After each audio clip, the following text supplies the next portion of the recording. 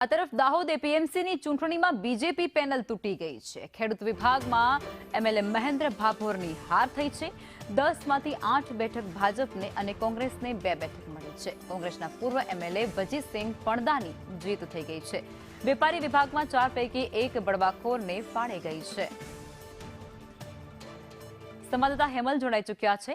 હેમલ, દાહોદ એપીએમસીની ચૂંટણીમાં ભાજપની પેનલમાં ગાબડું પડ્યું હોય તે પ્રકારની સ્થિતિ અત્યારે સામે આવી રહી છે। શું છે જાણકારી?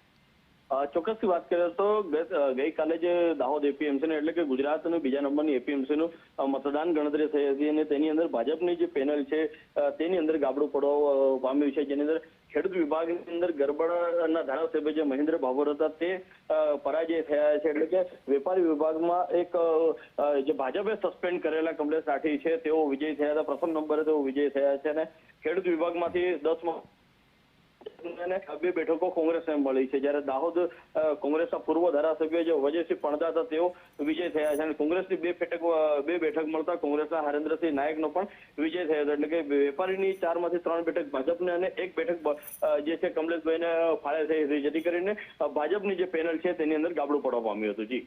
જી હેમલ, આભાર।